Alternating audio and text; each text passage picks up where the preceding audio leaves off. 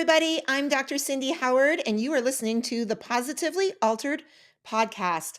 I am a chiropractic internist and nutritionist and the author of a new book called Positively Altered: Finding Happiness at the Bottom of a Chemo Bag. Today is an extra special podcast because I have like a sister in this, and you're going to find out what that's all about because there's some history here that we both have shared together that you're going to learn.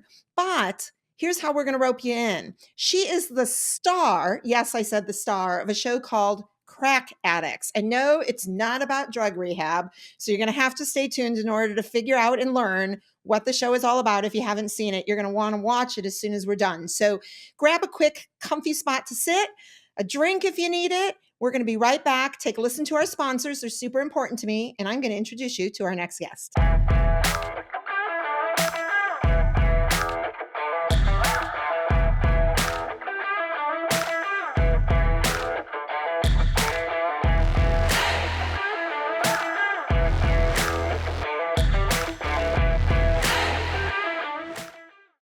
Hello, my name is Heather Lord, and I am the COO of Professional Health Products.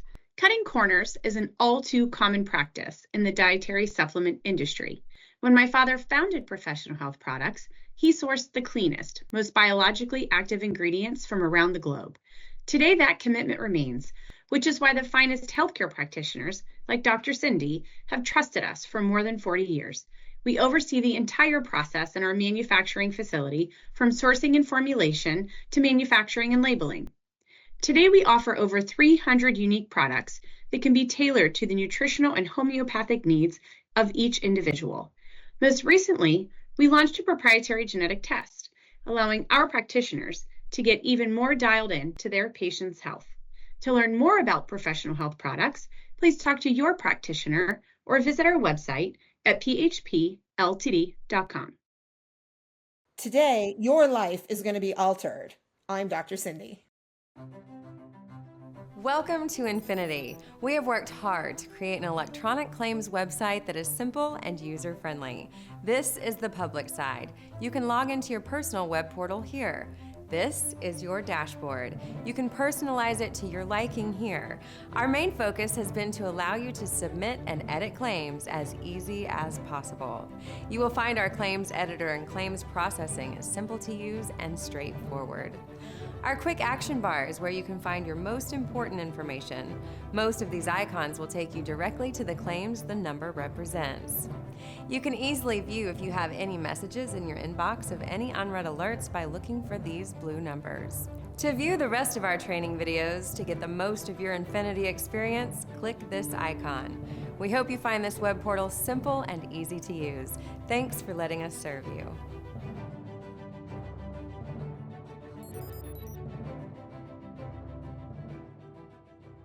I'm Dr. Cindy. Who wouldn't want to join me for the Positively Altered podcast? Welcome back to the Positively Altered podcast. I am super excited today to introduce you to our next guest. She is a superstar in her own right, and we're going to hear how she got discovered because it's a way cool story that I've heard before, but we're going to learn about it again. I want to introduce you all to the star of the Crack Addicts, which you can see on the Learning Channel, Dr. Alessandra Colón. Welcome, Dr. Colón. How are you? Hi, Doc. Thanks for having me. Oh my God, it's such a pleasure. So I was practicing how to say your name sexy. I didn't pull it off. You So did good. I don't know. I just don't have the background for sexy accents, but we're going to see where this goes even without it. You know what? I love some of your story. I want to just jump right in.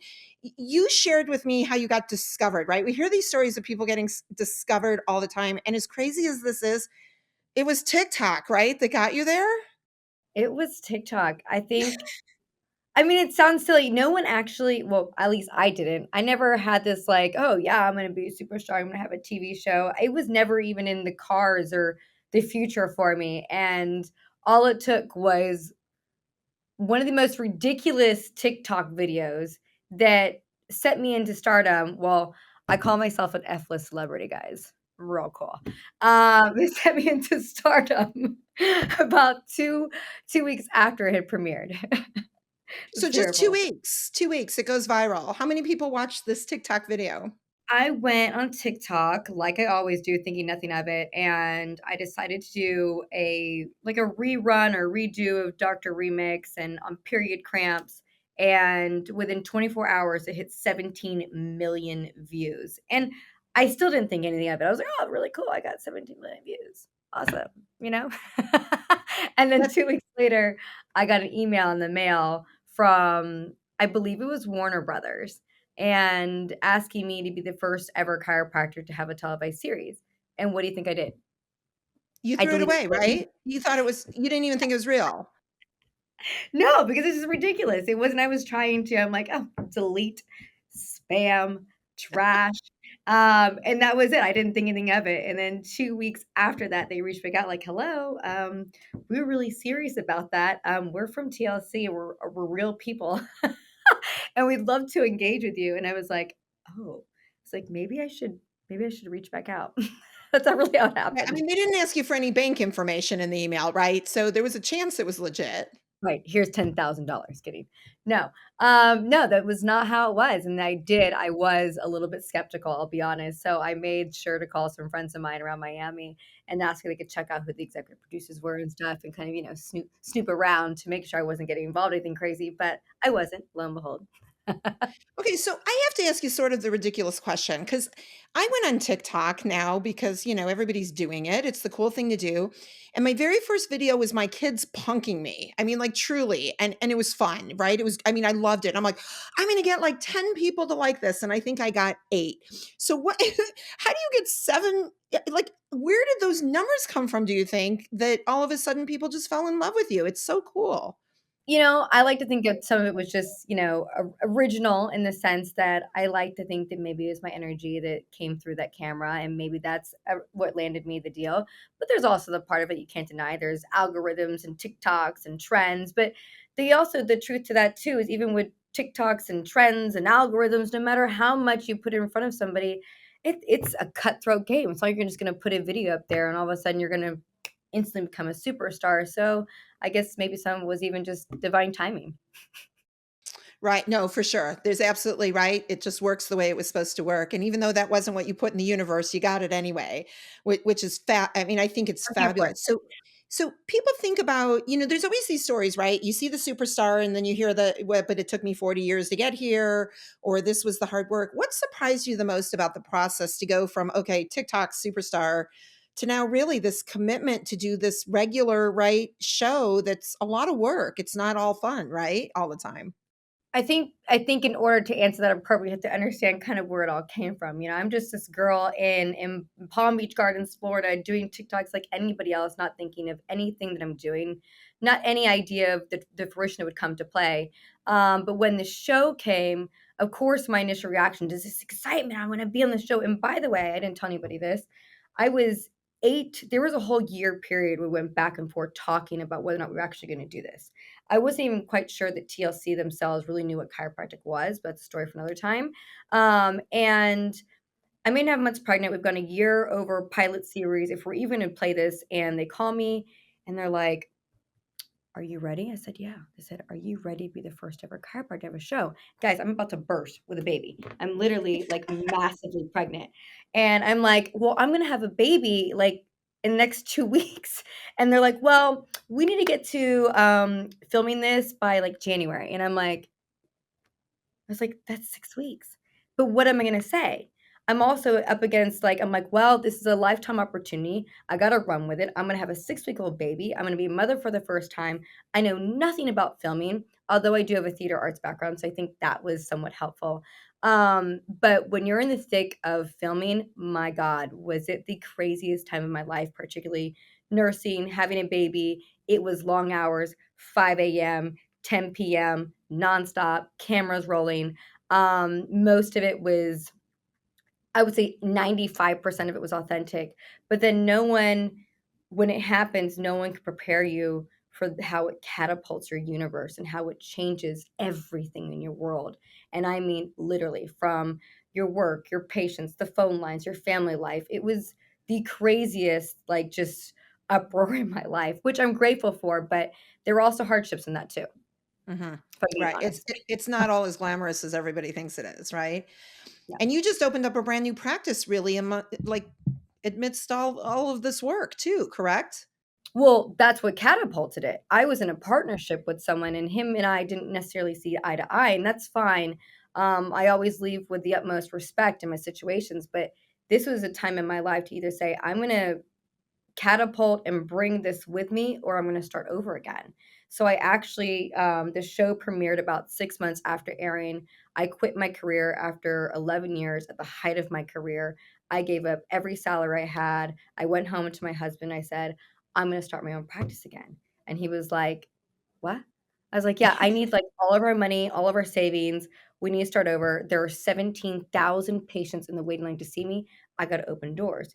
And he's like, well, when are we going to do this? I go, in 4 months. He said, okay. And I swear I did ground up, build out 4 months, opened up in December of last year. So I haven't even been open now for more than 10 months. It's amazing. So does everybody come in and want to be a guest on the show? Is that how that works now? Are they like, can I be the patient that's on Crack Addicts? It's kind of cute. I now see I see concierge patients who are, the elite of the elites in the area. And so they pay to have one-on-one time with me in a long amount of time with me.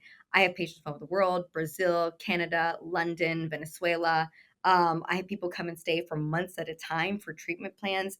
When I tell you, it has changed everything I know about chiropractic care in terms of how we treat, what's available. Someone comes in for a week, I can't put them on a care plan. Add to that, I started a med spa. I mean, I went all over the place. I squirreled all over the place. But then you have the patients who come in, they're like, oh my God, that's Dr. Colón. And I'm like, it's just me. Like, I don't feel that way at all. And when you know who I am, it's kind of hysterical because I'm still dancing through the hallways and just showing up with no makeup, however that go on.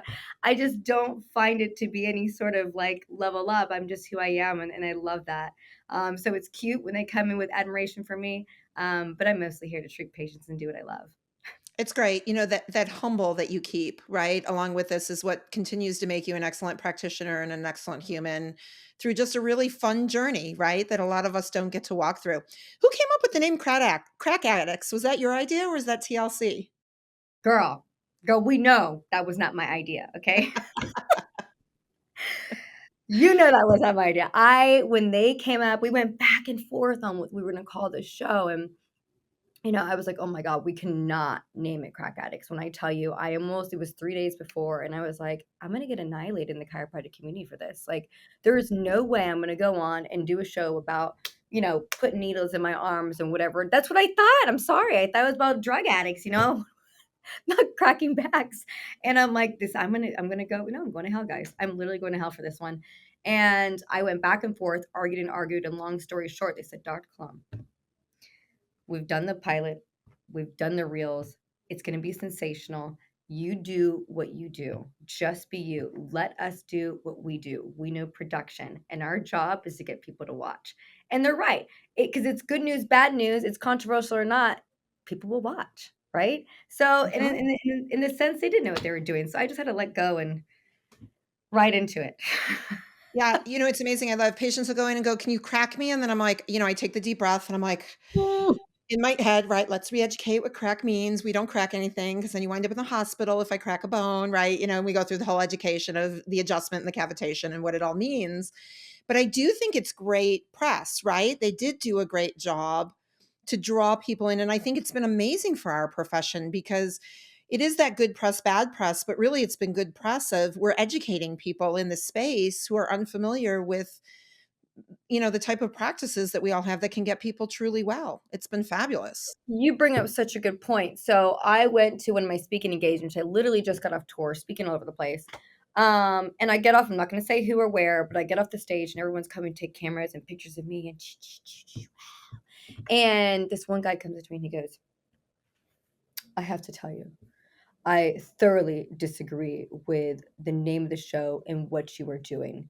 And I said, okay. I said, why? And he said exactly that. He's like, we are getting away from subluxation and calling it cracking and this ASMR. And he's like scolding me. And he goes, so we're getting away from the education of chiropractic. I said, you're right. That's why it's my job that when my patient comes into my office, I re-educate them on what we do as a profession. But in the meantime, I was like, what I have done is brought the word of chiropractic all over the world for the first time, and I'm not going to take that back. Mhm. Yeah, I'm not taking that. it's a gift. It's a true gift that we've all been given through your TikTok experience. Really, and I can't even say that without laughing, right? Because it's I've amazing learned how to people. embrace it. Absolutely. I can always tell what the latest trends are, not only in the world, but in my practice, because when I get the same question over and over, even from my own kids, I'm like, you saw that on TikTok, didn't you? And you get this weird little smile because some people are almost afraid to admit that they've been trolling, right? And Mhm. that's where they learned it. But again, it's about bringing information forward and then educating properly when there's misinformation. And it's a great opportunity, not only for us as a profession, but I think for people as a whole to learn things and ask questions and get pointed in the right direction. I think it was the first time, particularly for me, when people really asked me about it. I think it was a way for me to almost normalize the word, right? Because when people hear chiropractors, they're like, "Eh," or they're not real doctors. I mean, we've all been there. We've all said it. We all know how it is. But I think it normalized and opened up the conversation. And that's what I'm most proud of. And now people are like, wow, I didn't even know you guys do all that. They just expected, because you know it, you do functional medicine and internal and nutrition, and you know it better than anybody. People just assume that all we do is crack backs and necks. There's a whole nother division to healing from the inside out. And you know it even more as a cancer survivor. And I think that that's something that we haven't even begin to like hop into when it comes into play of chiropractic care and what we really do when healing the body from the inside out. It's a beautiful thing. It is a big thing. I first met you in Michigan, and I think you were just sort of starting on the tour, if you will, right, of being invited to speak many places. And I'll tell you, it is fascinating because the thing that drew me to you the most actually had nothing to do with the show and your success. And I'm very proud of you, and I love what you're doing. But really, what drew me to you was actually your journey that started lots of years ago, right? Walking through Hodgkin's lymphoma. And that's what I walked through as well. And I'd love to just share a little bit with our listeners because I think cancer is such a big, bad, scary word to a lot of people. And I don't think it needs to be. I think there's some re-education in how we give those words power and how we walk through those. And I'd love to hear, what you walked through and what were your challenges and what got you through it? Because you're on the other side and it's, important, but it's on the, in the past, right? And still molding your future. I think about it all the time. I think when I first was diagnosed with stage 4 cancer, I did what everybody did, right? Why is me? The woe is me. Oh my gosh, I'm not ready to go. But when I really dig deep and get past the anger of what had happened in that moment to me and my family, I don't ever think there was a moment I ever thought I was actually going to die. I just remember thinking, like, I'm going to smile. I will be resilient. I'm going to fight for my life. And I didn't even think anything different from that. And in fact, the strange part about having cancer was the way that everybody looked at me. I suffered mostly from feeling helplessness. It was so sad to see my family look at me like I was just this weak little thing, and I really was, but I felt terrible for how they suffered. And it kept me going. It actually empowered me to keep moving and make sure that I got us live, because I didn't want this to be the end all of not just myself, but how it would essentially break my mom and my dad and my brother. That I can't even talk about. That makes me want to cry a little bit. So I knew I had to make it out alive. I just smiled. I just Mhm. continued to smile and fight for my life. But what I did learn from cancer more than anything, and I wish that this is something, I hope this is not elongated, I wish that people understood this, was to expect uncertainty. And when you expect uncertainty, you know how to look at fear right in its face. And people are so busy being stable. They're so busy feeling certain. They want everything to work out just the way it needs to work out, that you stop taking a leap of faith in your life. And as a result of that, you stop growing. And expecting uncertainty was like the most profound thing that I have ever been through, because it taught me just to jump into everything at all cost. And it's got me to the highest of mountains. It's the most beautiful thing in the world. I fear nothing very rarely. I just go for it. And I'm like, I'll land. I'm going to land. I'm going to You land. know, it is interesting And I feel the same way, as I run around and I speak to others as well, and I say adversity is coming, so open your arms to it because it's going to show up. And I think, different language, right? Versus the word uncertain, and welcome it in a way, to your point, that when you can overcome it, you learn a lot and you grow a lot.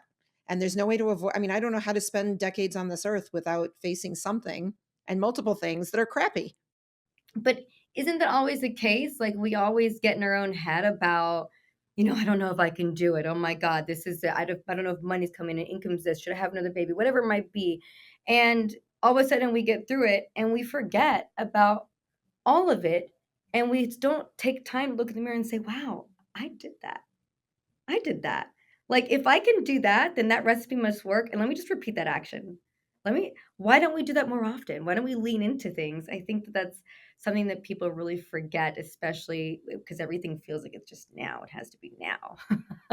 We need to be so sure Yeah. of ourselves. And I think too, science has proven over time that the brain does much better with negative thoughts than it does with positive thoughts. So it's very easy for us to kind of take that journey into the why me and how come, and this is horrible. I used to say I made cancer fun, and people look at me like I'm nuts when I say I made it fun, but I did make it fun. I mean, I had some of my best laughs, and had some amazing people and experiences that I've shared that I never would have had if I didn't have that journey and that attitude to walk through it. And I'm so grateful for those, because now I can walk into the rest of my life going, to your point, I want more of that. I can do this, right? It doesn't have to be negative. And not that I want anybody to walk through cancer. I don't wish, those challenges, but I'm so grateful for mine. Like, I wouldn't go back and change it. Would you go back and change it? No, no, I wouldn't. Like you said, I don't wish it upon anybody. But I wouldn't go back and change it for the world. And by the way, there was also so many things going on behind the closed door. And even now I'm, a decade or more past my cancer, and it's still so relative. It's still close to my heart and still so relative in my mind when I am facing challenges. And that's something that for that reason I'll never resent that I had cancer. I keep it here for a reason because it keeps me humbled and it keeps me with humility. And that's necessary sometimes. So you said something interesting that hit home for me earlier too, about the pain of family. When I diagnosed myself, actually, my mother was walking through multiple myeloma and amyloidosis. And in a weird way, my diagnosis actually became a little bit easier for her because the focus was off of her and then became on me. But I've always said, and I don't know if this is fair, I'm curious if you feel the same way, that I thought it was easier for me to walk through as the one having the diagnosis versus watching my mother go through it, because I felt so helpless. With me, I got to make choices and decisions and right for the outcome. I felt like I had more control, where with my family member, I actually had zero control. Do you think that was true in your experience too with your family? It was very true and very, very real.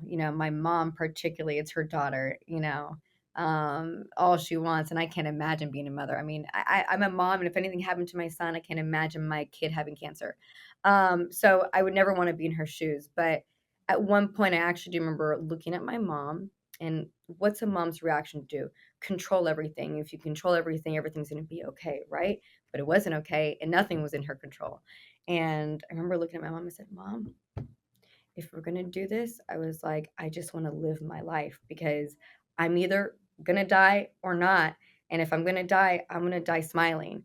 And I remember that because the doctors kept on telling me I shouldn't be doing this and that and blah, blah, blah. And my immune system is here.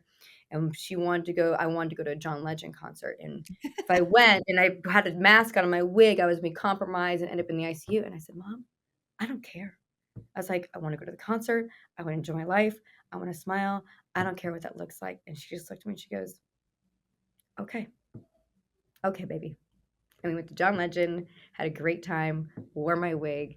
And we just, unfortunately, I don't want to say unfortunately or fortunately, but we kept continuing to take those risks even throughout my immune compromised body. And I'm proud of that. I'm proud that we made the decision to smile together through I love it. So now, as a boy mom, it. right? Right? I know. Listen, and girlfriend, I'm ahead of you. I got a almost 18-year-old and a 20-year-old boy. So you just call me in a few more years and I'll hold your hand through it. But do you think that you parent differently now because your mother was so accepting of, again, letting you live your life, or are you hovering a little bit because you are worried? Um, it's two parts to the story. One, because I was not supposed to have my son Aiden, and I love him. The very first time when I had cancer, which you don't know, but the pretext to this is that I also had radiation. The radiation was from my pelvis up to mid of my head. So I had Okay. quite a bit of radiation. I was told I was never going to have children. So my first round, I had a miscarriage. My second round, I had an ectopic. And so I just assumed that, and I lost my one fallopian tube. I just assumed that, well, I tried and they warned me, right? So part of it, I'm so blessed to have my son. The other part of it is that I'm my mother's daughter.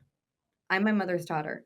In fact, I would change nothing about the way she treated me, how she protected me. I just want to do a little bit better, right? Because she had so many more difficulties that I'll never experience or have with my son. And so, if anything, I'm very proud of how my mother raised me. I'm very proud of how she handled the situation under everything she was going under and all the pressure she was under. And I'm my mother's daughter. I just want to tweak it up a little bit.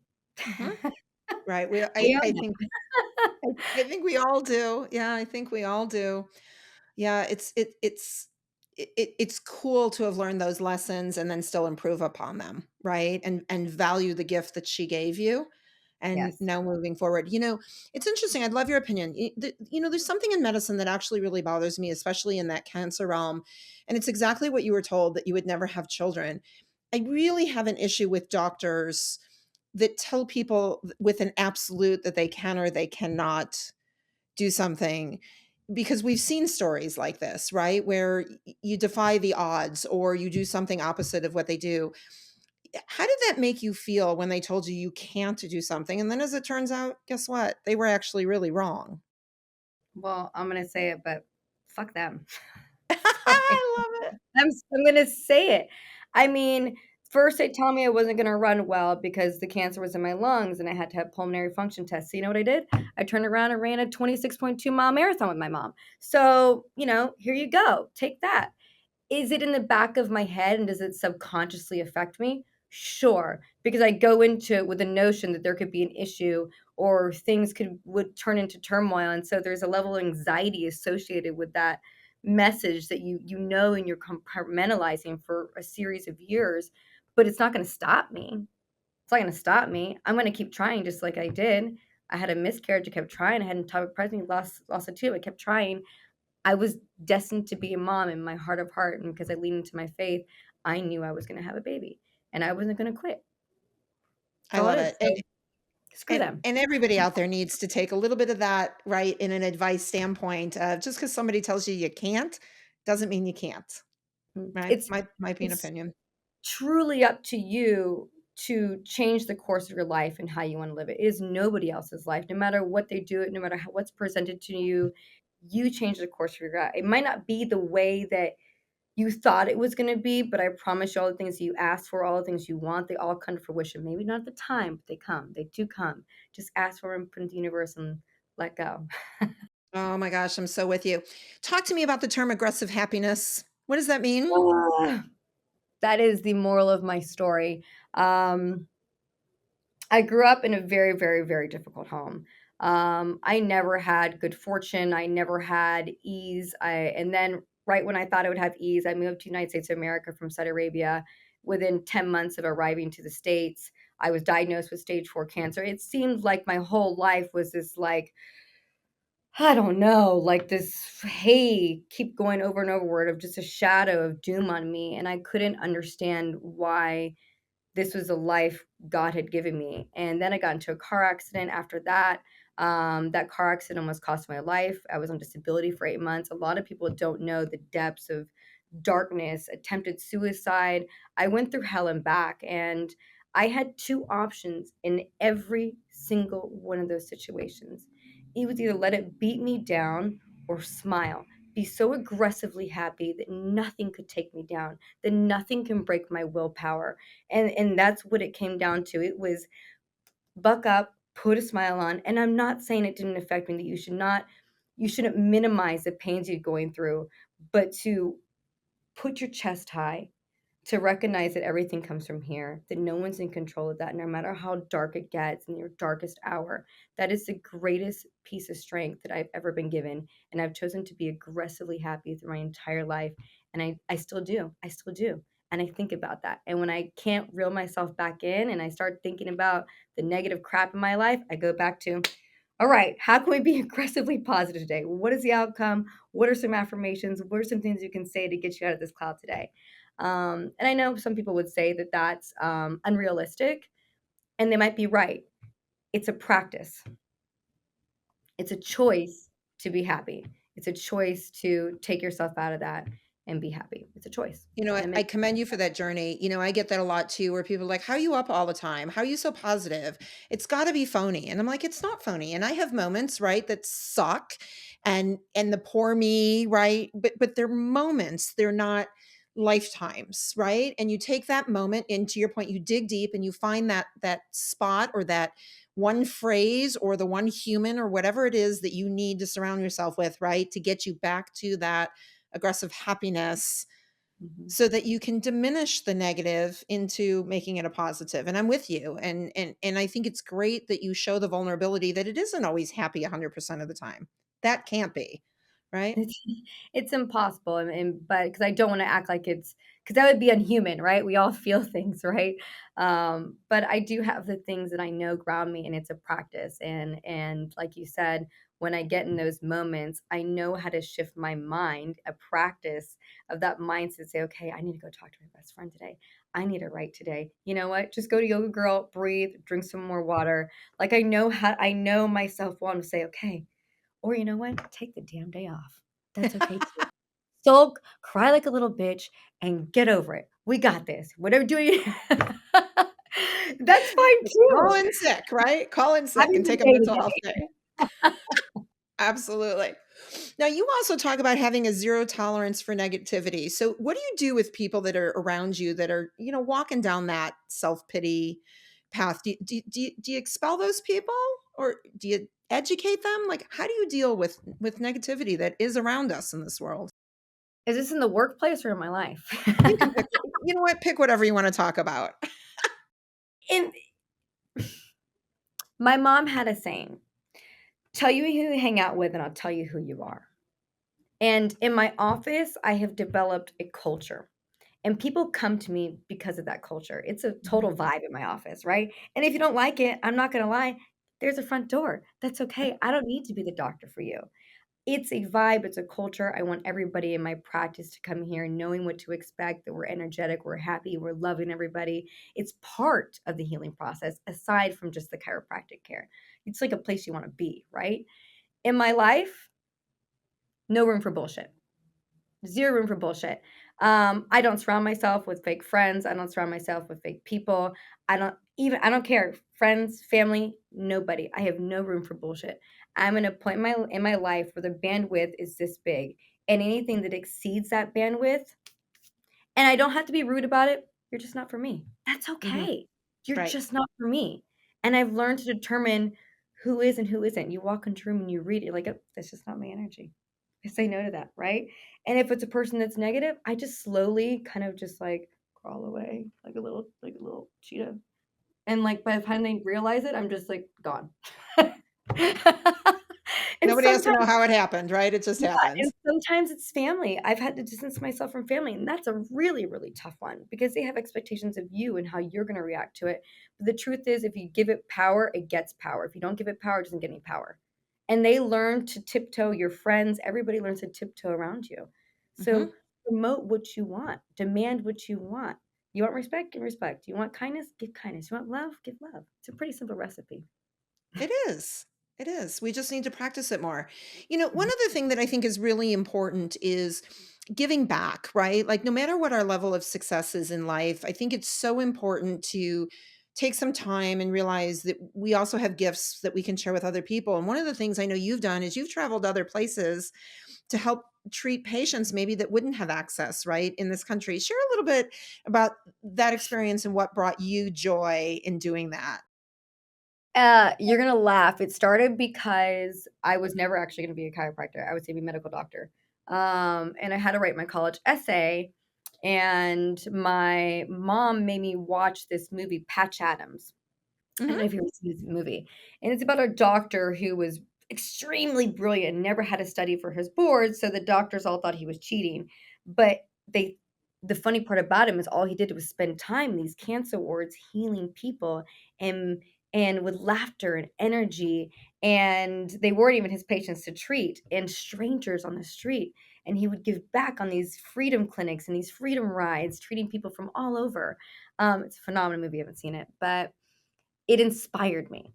It inspired me because I thought to myself, if I have gone through everything that I have been through, then there has to be a reason that I'm still here. There has to be a reason why God still kept me in this world, because it doesn't make sense to me. This part of my life is so much bigger than just surviving cancer and car accidents and everything I had been through. It was like, oh my gosh, maybe he's keeping you around because your purpose is bigger. And my purpose is to do what? To give back to the universe, to heal people, to be here, to put a smile on their face, however that looked. And that's when I was like, I'll start doing mission trips. And I still do. It's why I love chiropractic so much. I I'm in love it. it. You know what, Dr. Colón, I think you're doing exactly what you are supposed to be doing at this exact moment. I'm glad you didn't actually wear the red nose that Patch Adams wore, because you're a beautiful human being and you certainly don't need the funny nose in order to excel. I love the vibrant energy that you put off and the messaging that you give. And I'm just so absolutely thrilled about your success all the way around. Will you hang out a little bit longer? We have to take a quick break to listen to our sponsors. And then I'm going to come back and ask you some rapid fire questions that no, we did not practice ahead of time. They're easy. They're easy. I love it. They're super easy. I just want to see what your answers are. And then we'll let you share with everybody how they find you and watch you and check out the Crack Addicts. So everybody sit tight. We're going to be back in just a couple minutes. This is your weekly dose of Dr. Cindy, the Positively Altered podcast.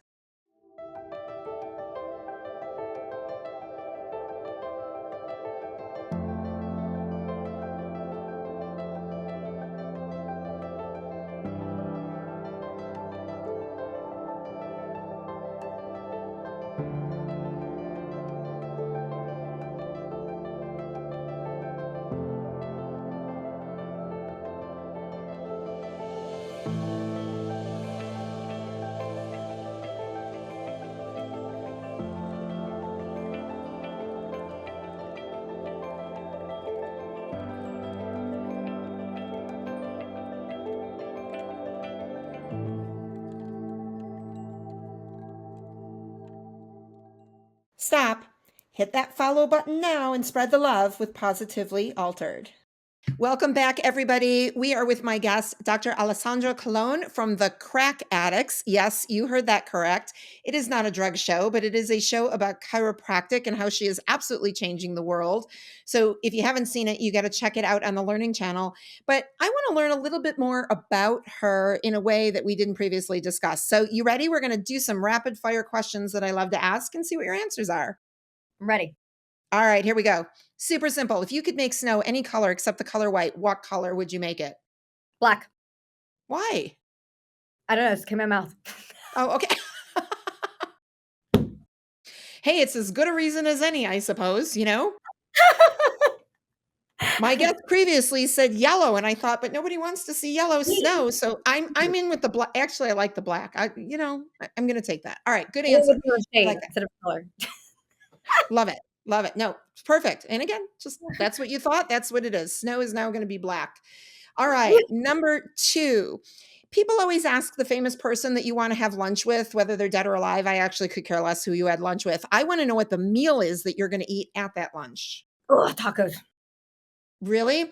Now, Yeah. okay, so, but not the American way, ground beef, lettuce, cheese, No, right? it's gotta The be real like way, like onions, cilantro.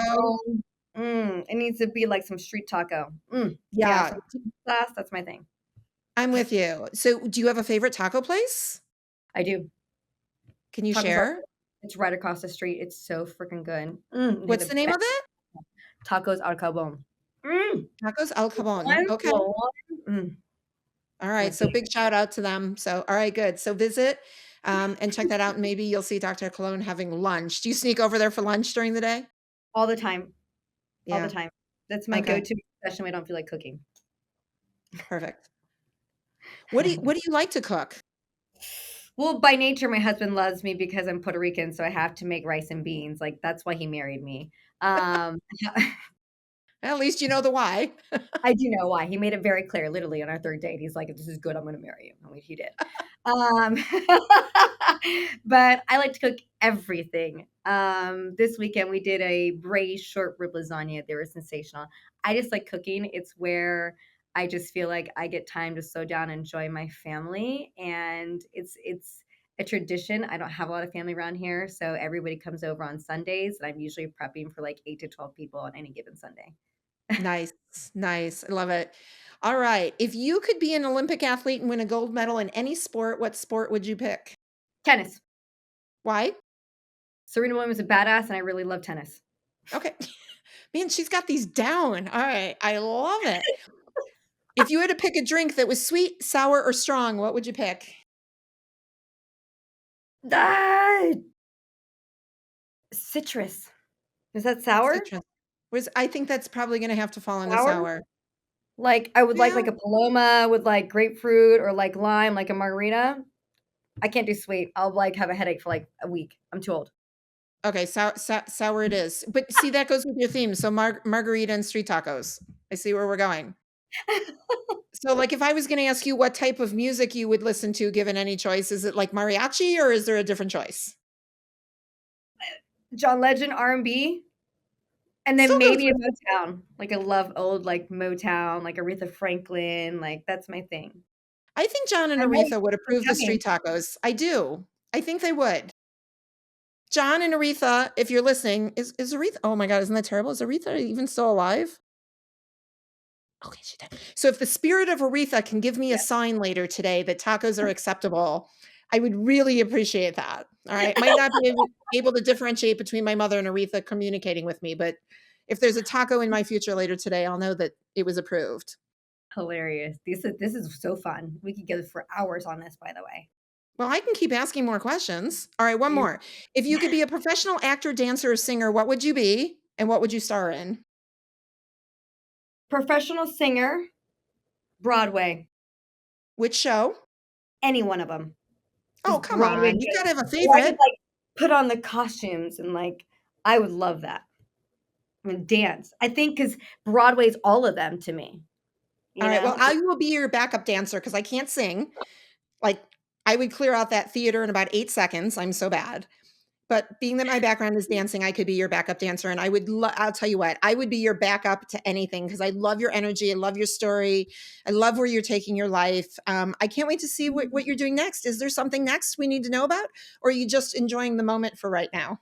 There are a couple things coming up, but I can't mention them. I'm in the Okay. midst of building some things. In the meantime, I'm really focused on my priorities here at home, which is building my empire, Miss Chiropractic Wellness and Spa, and it has been a game changer for me. I love it. So I'll tell you what, let's make a deal. I won't press you for those things because I get that, but I would love to then have you back when you have more things going on so we can chat some more. So Yes. would love to have you back as a guest. In the meantime, how do people find you?